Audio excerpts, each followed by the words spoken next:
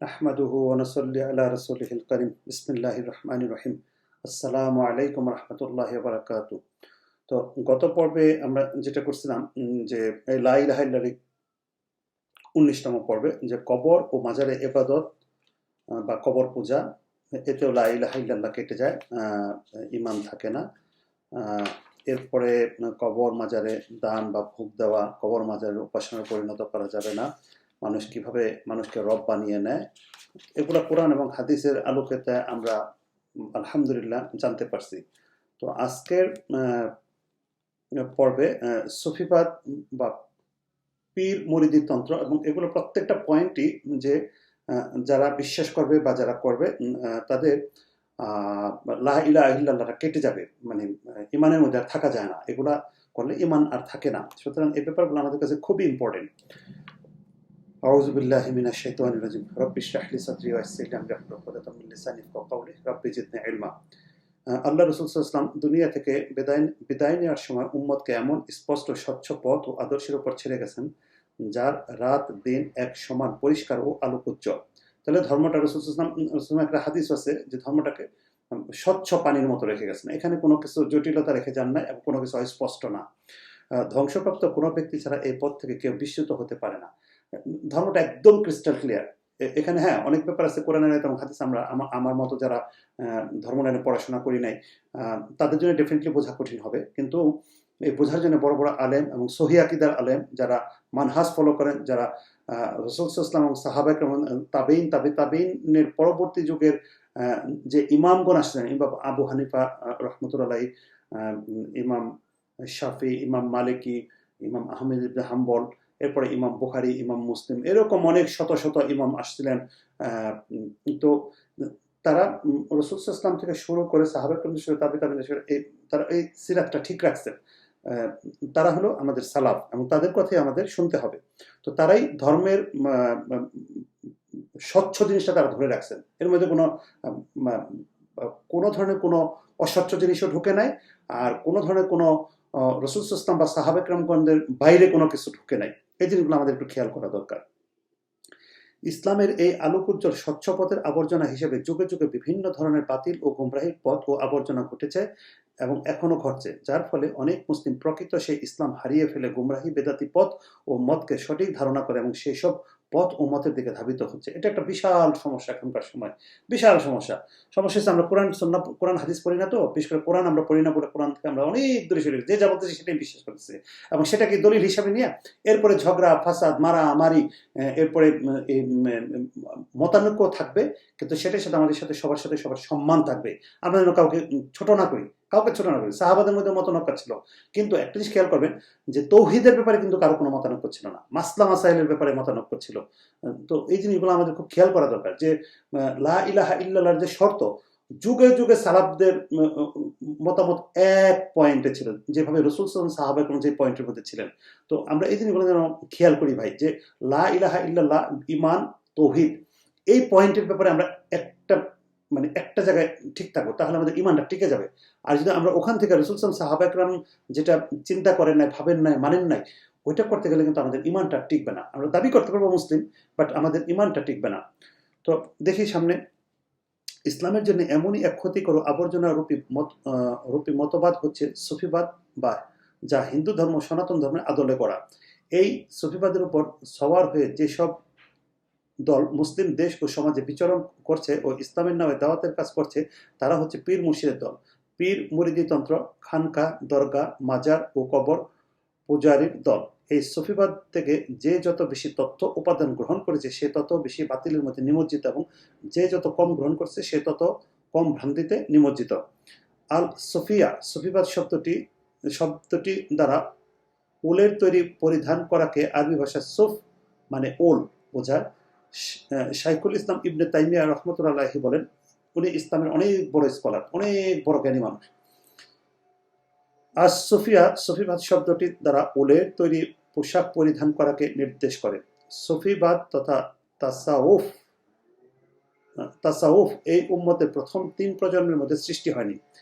যেই 3 প্রজন্মের প্রশংসা করে রাসূল সাল্লাল্লাহু আলাইহি ওয়াসাল্লাম বলেছেন, মানব জাতির মধ্যে শ্রেষ্ঠতম প্রজন্ম হলো আমার প্রজন্ম, এর পরে যারা আছে এরপরে আছে যারা, তাদের পরে আসবে, এরপর তাদের পরবর্তী যারা আসবে, বুখারীর রেফারেন্স এটা আসছে। রাসূল সাল্লাল্লাহু আলাইহি ওয়াসাল্লাম, সাহাবা একরাম, তাবেঈনের যুগে ইসলামের ভিতর সুফি নামের কোনো শব্দ অস্তিত্ব ছিল না। উক্ত 3 যুগে অতিবাহিত হওয়ার পর একদল দুনিয়ামুখী আবেদের আবির্ভাব ঘটে, যারা পশমের কাপড় পরিধান করত এবং নিজেদেরকে এই সুফি নামে আখ্যায়িত করত। সুফিবাদ বা পীরতন্ত্র ইসলামী বিশ্বের সকল দেশে ছড়িয়ে পড়েছে, ফলে সে সকল দেশের মানুষ দুভাগে বিভক্ত, সমর্থক ও বিরোধী। এবার প্রশ্ন হলো, কিভাবে একজন মুসলমান হক পথে থাকতে পারে? সুফিবাদের সমর্থকদের সাথে যোগ দেওয়ার মাধ্যমে, নাকি সুফিবাদের বিরোধী দলের সাথে যোগ দেওয়ার মাধ্যমে? এই প্রশ্নের উত্তর সবার জানার জন্য ফুরকান, সত্য মিথ্যার প্রভেদকারী নামক কোরআন ও সহিহ সুন্নাহর শরণাপন্ন হতে হবে। তাই আল্লাহ কালাম ও কোরআনের এই আয়াতের অনুসরণ করতে হবে। এখানে সূরা নিসার 59 নম্বর আয়াত আসতেছে যে, যদি কোনো বিষয়ে তোমাদের মধ্যে মতভেদ ঘটে, তাহলে সেই বিষয়কে আল্লাহ ও তার রাসূলের নির্দেশের দিকে ফিরিয়ে দাও, যদি তোমরা আল্লাহ ও আখিরাত দিবসের প্রতি ঈমান এনে থাকো। এটাই উত্তম এবং সুন্দরতম মর্মকথা। তাহলে আমরা যে কোনো বিষয়ে কন্ট্রাডিক্টরি হইলেই আমরা কোরআন এবং সুন্নাহর দিকে চলে যাব। কোরআন সুন্নাহ কি বলতেছে? আল্লাহ তাআলা এই উম্মতের দ্বীনকে পূর্ণতা দান করে দয়া করেছেন এবং আমাদের প্রতি অনুগ্রহ পূর্ণ করেছেন। আল্লাহ তাআলা বলতেছেন এখানে সূরা মায়েদা, আজ তোমাদের জন্য তোমাদের দ্বীনকে পূর্ণাঙ্গ করে দিলাম এবং তোমাদের প্রতি আমার নিয়ামত পূর্ণ করে দিলাম এবং ইসলামকে তোমাদের দ্বীন হিসাবে কবুল করে নিলাম। তো এই আয়াত দ্বারা আপনি তাফসীরের মধ্যে পাবেন, এই আয়াত দ্বারা প্রমাণ হয়েছে যে দ্বীন পরিপূর্ণ হয়ে গেছে। এর ভিতরে কিছু বেরও করা যাবে না, কিছু ঢোকানোও যাবে না, একদম সিলগালা করে দেওয়া হয়েছে। এবং আসলে এর বাইরে কোনো কিছু দরকারও নাই, কোনো কিছু দরকার নেই। একজন মুসলমান সকাল থেকে রাত পর্যন্ত রাসূল ইসলামের যে আমলের কথা বলা হয়েছে, যে সমস্ত রাসূল ইসলাম সাহাবা একরামগণ ইবাদত করতেন, আপনি চাইলে ওই বাইরে যেতে পারবেন, এগুলো পরিপূর্ণই করতে পারবেন না। আপনি সারাদিন কোনো সময়ই পাবেন না, বিশ্বাস করেন, আপনি সারাদিন কোনো সময় পাবেন না। আপনি দেখবেন যে শিডিউল করে নেন, দেখবেন যে ওই সুন্নাহটা ছুটে গেছে, এই সুন্নাহটা ছুটে গেছে, ওই কাজটা করা হয় না, এই কাজটা করা হয় নাই, এরপরে নিজেদের ভুল ভ্রান্তি তো আছেই। তো এগুলা করতে যে আপনি বেদাতে কিভাবে ঢুকবেন বা অন্য কোনো মতবাদে ঢোকার কোনো সুযোগই থাকবে না। আসেন আমরা কোরআনে ফিরে আসি এবং কোরআন অনুযায়ী আমরা প্র্যাকটিস করি, দেখবেন জীবন অনেক সুন্দর হবে, অনেক সুন্দর হবে ইনশাআল্লাহ। তো শাইখুল ইসলাম ইবনে তাইমিয়া রহমতুল্লাহ আলাইহি বলেন, সুফিবাদ শব্দটি প্রথম 3 প্রজন্মের নিকট পরিচিত ছিল না, বরং এটি এর পরবর্তীতে আবিষ্কৃত হয়েছে। এই সুফিবাদের তরিকাগুলো নব আবিষ্কৃত পথ বা বেদাত বা কুরআন সুন্নাহ এবং শ্রেষ্ঠ প্রজন্মের সালাফে সালেহিনদের পথের বিপরীতে যায়। দ্বীনের ভিতর সকল প্রকার বেদাত থেকে রাসূল সাল্লাল্লাহু আলাইহি ওয়াসাল্লাম আমাদেরকে সতর্ক সাবধান করে গেছেন। রাসূল সাল্লাল্লাহু আলাইহি ওয়াসাল্লাম বলেছেন, তোমরা সংযত থেকো ধর্মের ভিতর নব আবিষ্কার থেকে, কারণ প্রতিটি নব আবিষ্কার বেদাত, আর প্রতিটি বেদাত পথভ্রষ্টতা জাহান্নামে যাবে। এটা তিরমিজি, আবু দাউদ বর্ণিত হাদিস।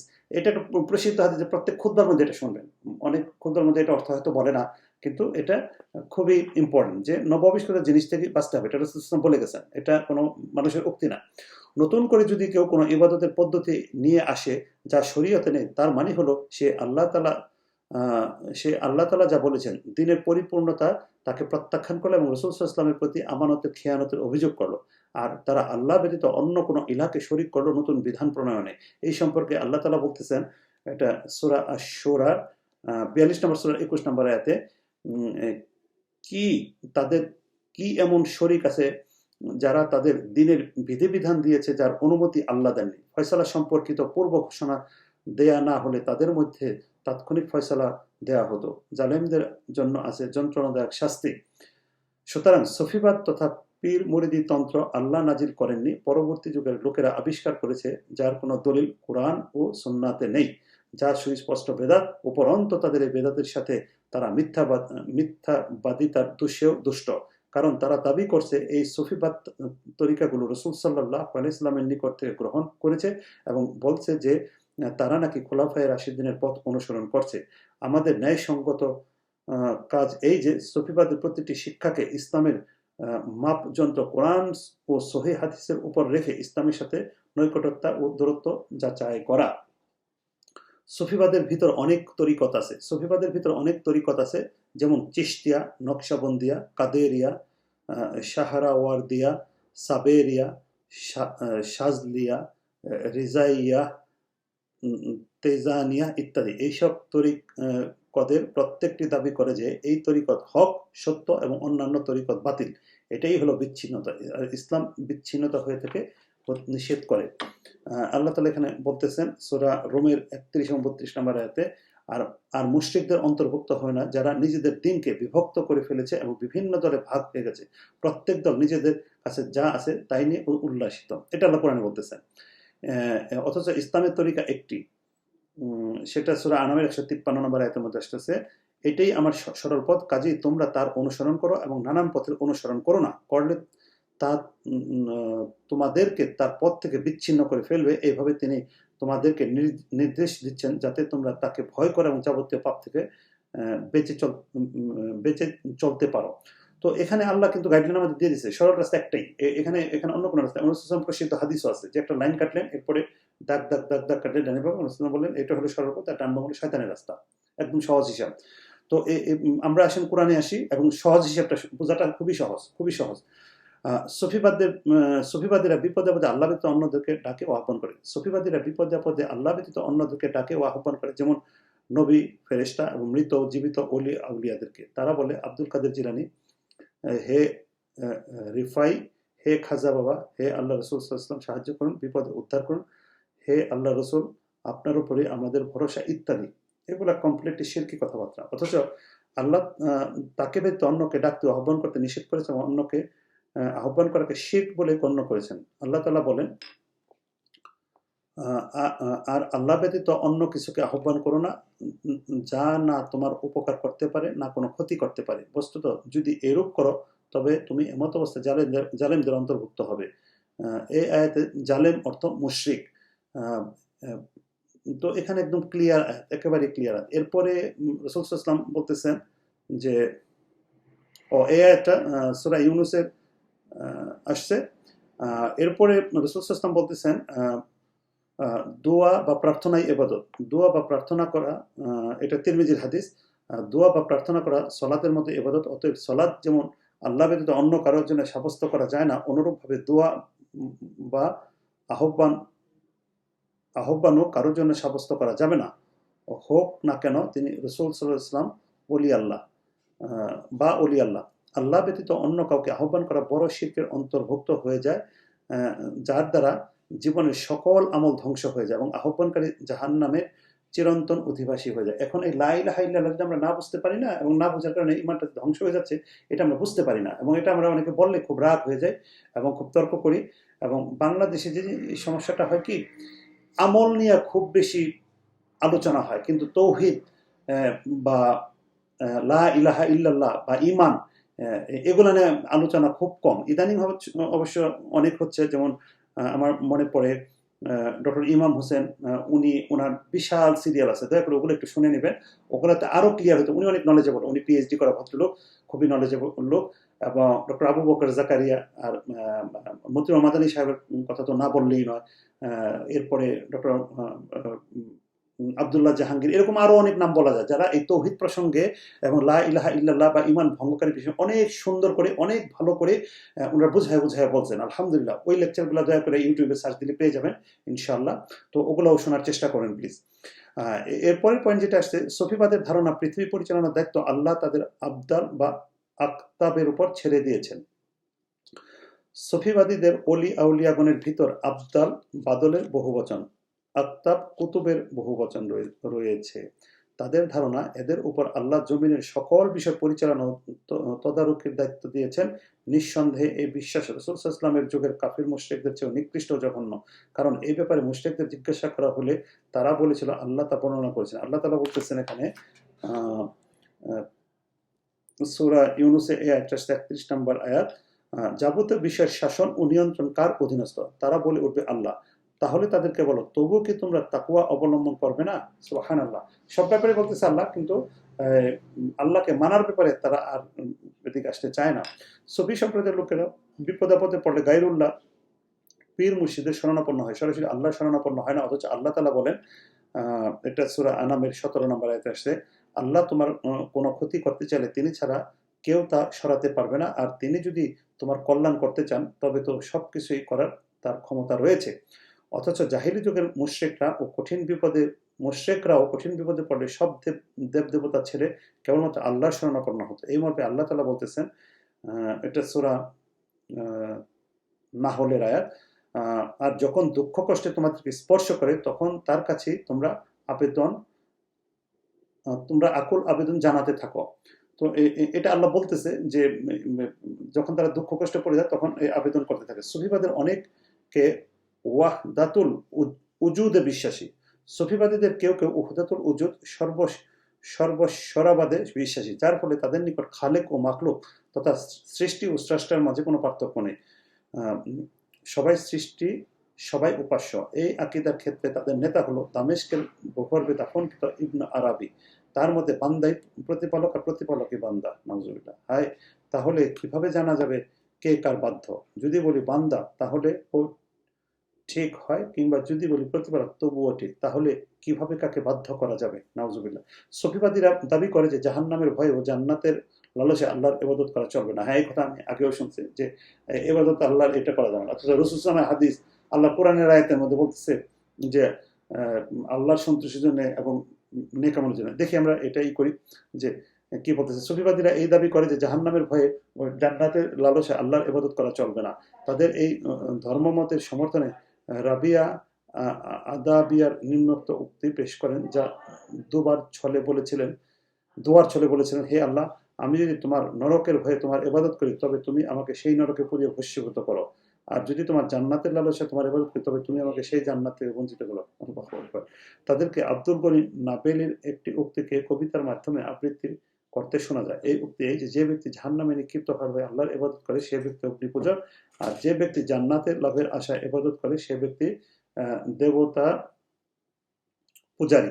অথচ আল্লাহ জান্নাত লাভের আশায় ও জাহান্নামের ভয়ে তার নিকট দোয়া করার দরুন রাসূল সাল্লাল্লাহু আলাইহি ওয়াসাল্লামের নবীগণের প্রশংসা করেছেন। তা আল্লাহ তাআলা বলতেছেন, এরা সৎ কাজে ছিল ক্ষিপ্রগতি, তারা আমাকে ডাকতো আশা ও ভীত হয়ে, তারা ছিল আমার প্রতি বিনয়ী। এটা সূরা আম্বিয়ার 90 নম্বর আয়াত। এরপরে এখানে আসতেছে, এখানে আশা বলতে জান্নাত লাভের আশা, ভয় বলতে জাহান্নামের ভয়, আযাবের ভয় বোঝানো হয়েছে। অন্যত্র আমাদের নবী সাল্লাল্লাহু আলাইহি ওয়াসাল্লামকে সম্বোধন করে বলেছেন, যদি আমি আমার রবের অবাধ্য হই তবে আমি বড় ভয়াবহ দিনের শাস্তির ভয় করি। এটা সূরা আনাম। সুফিবাদের অনেকে উচ্চস্বরে জিকির করা পছন্দ করে। সুফিবাদের অনেকে নাচ ও ঢোল পিটিয়ে উচ্চস্বরে জিকির করা পছন্দ করে। বিভিন্ন তরিকার লোকেরা বিভিন্ন পদ্ধতিতে উচ্চস্বরে জিকির করে, অথচ আল্লাহ তাদের বিপরীত কথা বলেছেন।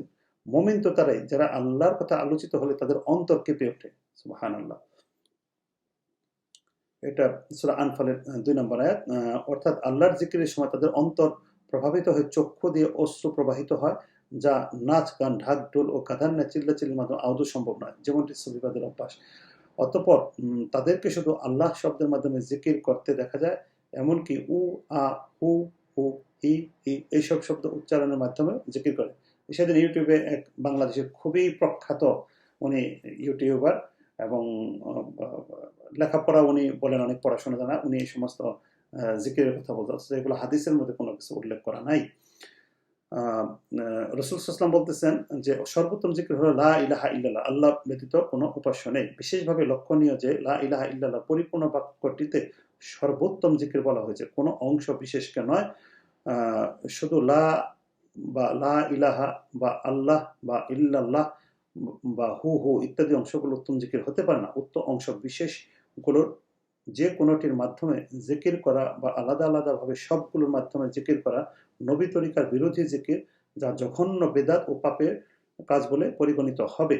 উক্ত জিকির বলা হবে শুধু পূর্ণাঙ্গ রূপটিকে। আরও জানা উচিত, রাসূল সাল্লাল্লাহু আলাইহি ওয়াসাল্লাম যেটিকে উত্তম জিকির বলেন সেটি বাদে অন্য কারো বানানো জিকির এর চেয়ে উত্তম হতে পারে না। বরং যে ব্যক্তি এমন ধারণা করে যে সে মুমিন হতে পারে না, কারণ আল্লাহ তাআলা বলেন, আল্লাহ ও রাসূল কোনো নির্দেশ দিলে কোনো মুমিন পুরুষ ও মুমিন নারী উক্ত নির্দেশের ভিন্নতা করার কোনো অধিকার রাখে না। যে আল্লাহ ও তার রাসূল সাল্লাল্লাহু আলাইহি ওয়াসাল্লামকে অমান্য করে সে স্পষ্টই সত্য পথ থেকে দূরে সরে পড়ল। এটা সূরা আহজাবের 36 নম্বর আয়াত, যেটা একটা বিউটিফুল আয়াত। এটা একটা অনেক আপনি এই একটা অনেক জায়গায় সেট করতে পারেন, বা আমরা এই একটা অনেক জায়গায় সেট করতে পারি যে আল্লাহ এবং তার রসুল যদি আমাদেরকে কোনো ডিক্লারেশন, মানে কোরআন এবং সুন্নাহর বাইরে আমরা আসলে যেতে পারবো না। তো এগুলো একটু যাচাই বাছাই করা এবং একটু জানার প্রয়োজন, এবং যারা এগুলো হক কথা বলে তাদের সাথে একটু জ্ঞান অর্জন করা খুবই জরুরি। অথচ সুফিবাদের প্রত্যেক মুর্শিদ উক্ত জিকিরের চেয়ে উত্তম জিকিরের ব্যবস্থা আছে, নাউজুবিল্লাহ। এরপরে উচ্চস্বরে জিকির দোয়া করা সুফিবাদের মূল ইবাদত, অথচ আল্লাহ তাআলা নিষেধ করেছেন। আল্লাহ তাআলা বলতেছেন, তোমরা তোমাদের প্রতিপালককে বিনয়ের সঙ্গে এবং গোপনে আহ্বান করো, তিনি সীমা লঙ্ঘনকারীকে পছন্দ করেন না। উক্ত আয়াতের ব্যাখ্যায় তাফসির ইবনে কাসিরে বর্ণিত আছে তিনি বলেছেন, প্রভুকে স্বীয় অন্তরে স্মরণ করো। জনগণ উচ্চস্বরে প্রার্থনা করতে শুরু করে দিয়েছিল। তখন রাসূল সাল্লাল্লাহু আলাইহি ওয়াসাল্লাম বলেন, হে লোক সকল, তোমরা নিজেদের নফসের উপর দয়া করো। তোমরা কোনো বধির ও অনুপস্থিত সত্তাকে ডাকছ না। তোমরা যার নিকট প্রার্থনা করছো তিনি নিকটেই জ্ঞানের মাধ্যমে রয়েছেন এবং সবকিছুই শুনছেন। অত্যন্ত কাকুতি মিনতি অনুনয়ের সাথে দোয়া করবে, খুবই নত হয়ে সংগোপনে প্রার্থনা করবে এবং আল্লাহর একাত্বের প্রতি পূর্ণ বিশ্বাস রাখবে। এটা তাফসীর ইবনে কাসির থেকে কোটেশনটা আনছে। তো ব্যাপারগুলো হইতেছে ধর্মীয় ব্যাপার। এটা আমার মতো মানে ছোট মানুষ, আমার কোরআন হাদিস পড়ে যেটা মনে হয়েছে, আমরা আল্লাহ এবং তার রাসূল সাল্লাল্লাহু আলাইহি ওয়াসাল্লাম যে বিধান আল্লাহ রাসূল সাল্লাল্লাহু আলাইহি ওয়াসাল্লাম পাঠাইছেন এবং সাহাবাগণ যেভাবে ফলো করছেন, তাবেঈন পরবর্তী সাহাবারা, ওইটার মধ্যে থাকাটা হলো বেস্ট। যে আমি প্রশ্ন করব যে এটা রাসূল সাল্লাল্লাহু আলাইহি ওয়াসাল্লাম করছেন কিনা, সাহাবাগণ করছেন কিনা, তাবেঈন করছেন কিনা, তাহলে কিন্তু ক্লিয়ার হয়ে যায়। আর এখন সবচেয়ে বেস্ট হয়ে কি জানেন, ইউটিউবে, ফেসবুকে এত লেকচার আছে এবং হকপন্থী আলেমদের, আপনি ওখান থেকে প্রত্যেকটা টপিক্সের উপর ছোট ছোট করে ভিডিও করা আছে। আলহামদুলিল্লাহ, এটা একটা বিশাল নিয়ামত। আমরা ওখান থেকেও চেক করতে পারি। আর সবচেয়ে ভালো হয় সামনাসামনি দুজন আলেমের সাথে সম্পর্ক রাখা। তাতে হবে কি, যে বায়াস হওয়ার কোনো সুযোগ নেই। সহবত যেটা সঙ্গ, এটা খুব ইম্পর্টেন্ট, এটা খুবই ইম্পর্টেন্ট। আপনি এই বই নিজে পড়ে অনেক কিছু বুঝতে পারবেন না, ডেফিনেটলি পারবেন না। কারণ এই বইটার অনেক কিছু আছে যেগুলা পড়তে পড়তে নিজে বায়াস হয়ে যাওয়া, তখন ওই মানহাজ শব্দটা আসতেছে। এগুলা যারা ভালো আলেম, যারা ভালো বুঝেন, তাদের সাথে পরামর্শ, মানে তাদের কথা শুনে এটা করলে আপনার বুঝটার বায়াস হবে না। এখানে আল্লাহ তাআলা আরো বলতেছেন, তোমরা প্রতিপালককে মনে মনে বিনয়ের সঙ্গে ভয়ভীতি সহকারে অনুচ্চ স্বরে সকাল সন্ধ্যা স্মরণ করো, আর উদাসীনতার দলভুক্ত হয়েও না। এটা সূরা আরাফের 205 নম্বর আয়াত। রাসূল সাল্লাল্লাহু আলাইহি ওয়াসাল্লাম তার সাহাবীদেরকে উচ্চ স্বরে জিকির করতে শুনে বলেছিলেন, ওহে লোক সকল, তোমরা ক্ষান্ত হও উচ্চ স্বরে দোয়া করা হতে, কেননা তোমরা তো এমন কোন সত্তাকে আহ্বান করছো না যিনি বধির বা অনুপস্থিত, বরং তোমরা আহ্বান করছো এমন এক সত্তাকে যিনি অতি নিকটবর্তী এবং অধিক শ্রবণকারী, আর তিনি তোমাদের সঙ্গেই রয়েছেন, অর্থাৎ জানা শোনার মাধ্যমে সঙ্গে রয়েছেন, সত্তাগতভাবে নয়। তাই তিনি আরশ থেকে আমাদের কথা শোনেন ও আমাদেরকে দেখেন। এটা বুখারী মুসলিমের হাদিস। সুতরাং জিকির করতে হবে মনে মনে, যাতে কারো মনে রিয়া বা হিংসা না আসে। কেবল আল্লাহর ওয়াস্তে, আল্লাহর সন্তুষ্টির জন্য জিকির করতে হবে। যেখানে রাসূল সাল্লাল্লাহু আলাইহি ওয়াসাল্লাম উচ্চ স্বরে বলছেন ওখানে উচ্চ স্বরে, যেখানে বলতেছেন নিম্ন স্বরে, একদম ক্রিস্টাল ক্লিয়ার এগুলো। তো আমরা যেগুলো পড়লাম, আল্লাহ যেন মানার পথ সহজ করে দেয়, এবং এই কন্ডিশনগুলা লা ইলাহা ইল্লাল্লাহ থাকবে না ভাই। এটা হলো সবচেয়ে ভয়ের ব্যাপার, সবচেয়ে ভয়ের ব্যাপার, যে এটা যদি আমরা না মানতে পারি, লা ইলাহা ইল্লাল্লাহ টিকবে না। আমরা যেন এগুলো মেনে চলার চেষ্টা করতে পারি। সুবহানাকা বিহামদিকা আশহাদু আল্লা ইলাহা ইল্লা আনতা আস্তাগফিরুকা ওয়া আতুবু ইলাইক। আসসালামু আলাইকুম ওয়া রাহমাতুল্লাহি ওয়া বারাকাতুহু।